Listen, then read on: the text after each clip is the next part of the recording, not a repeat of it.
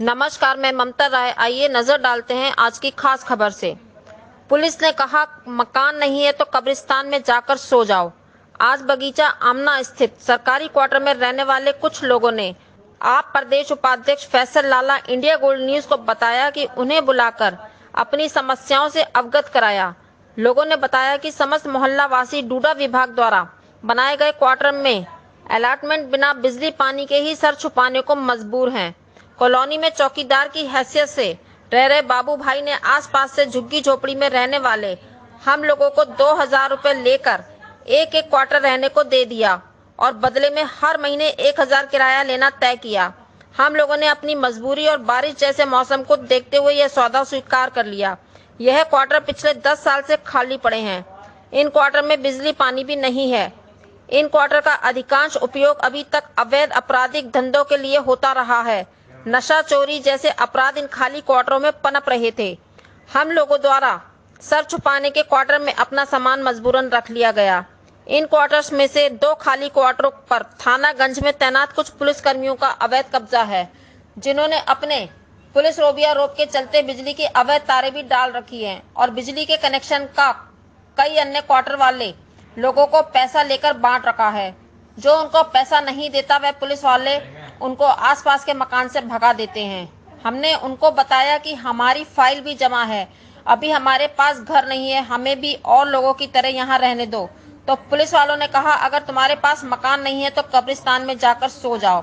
अब कॉलोनी के लोगों ने आप प्रदेश उपाध्यक्ष फैसल लाला के माध्यम से आला अधिकारियों से इंसाफ की गुहार लगाई है। इस मौके पर महिला जिला अध्यक्ष नरगिस खान, विधानसभा उपाध्यक्ष मोहम्मद जफर, मीडिया प्रभारी प्रमोद वर्मा, अल्पसंख्यक जिला उपाध्यक्ष फुरखान खान, मोहम्मद राशिद वसीम आदि लोग मौजूद रहे। बगीचा आमना पहाड़ी गेट जनपद रामपुर पे मैं आज खड़ा हूँ।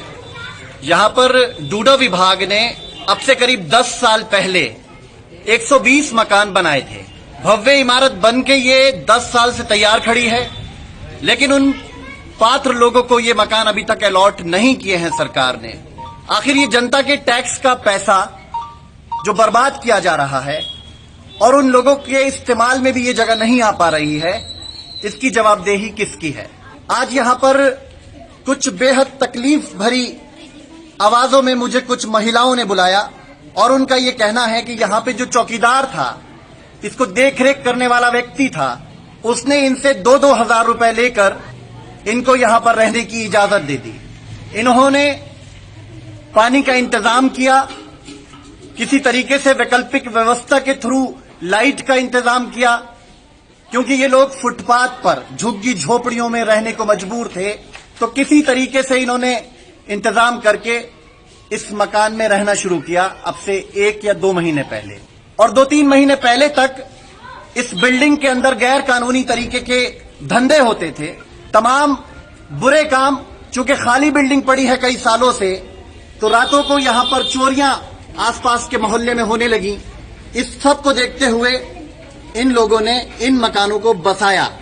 इसी बिल्डिंग के अंदर कुछ पुलिस वाले भी हैं जिन्होंने 2 मकानों पर कब्जा कर रखा है। सो कॉल्ड जिस तरीके से इन लोगों ने अनधिकृत रूप से इस जगह पर रहना शुरू किया, उसी तरीके से रामपुर के कुछ पुलिस वाले भी इस मकान के अंदर रहते हैं।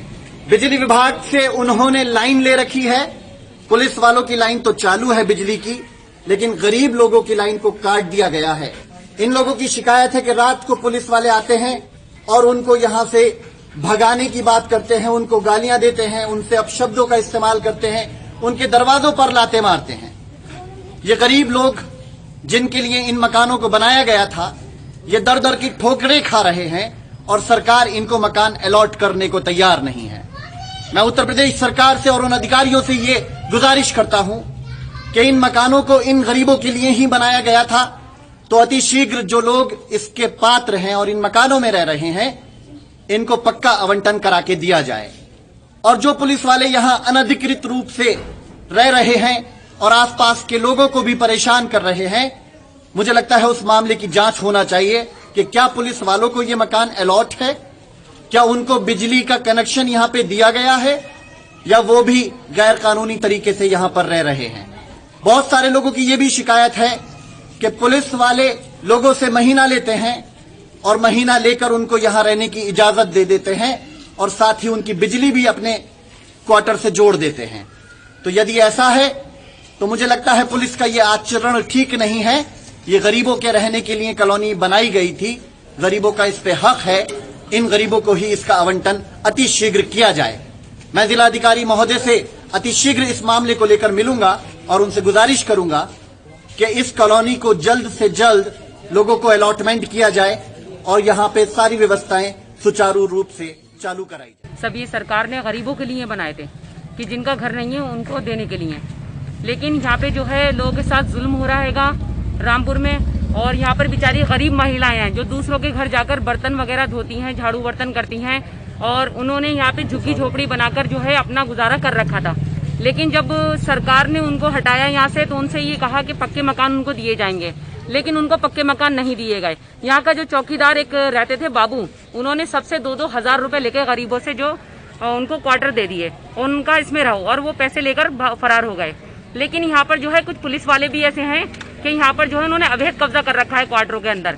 जो लोग यहाँ पे रह रहे हैं, जो वो पैसे देते हैं पुलिस वालों को, तो वो उनको लाइट भी दे रहे हैं, पानी भी दे रहे हैं, और जो गरीब लोग उनको पैसे नहीं दे पा रहेंगे तो वो उनको जो है यहाँ पे परेशान कर रहेंगे और उनके साथ बदतमीजी करते हैं, अब अभद्र भाषा का प्रयोग करते हैं। मेरा जिले अधिकारी साहब से ये अपील है, ये गुजारिश है कि यहाँ पे जो गरीब बेचारी महिलाएं हैं, गरीब लोग हैं, उनको ये क्वार्टर जो है अलर्ट करवाए जाएं।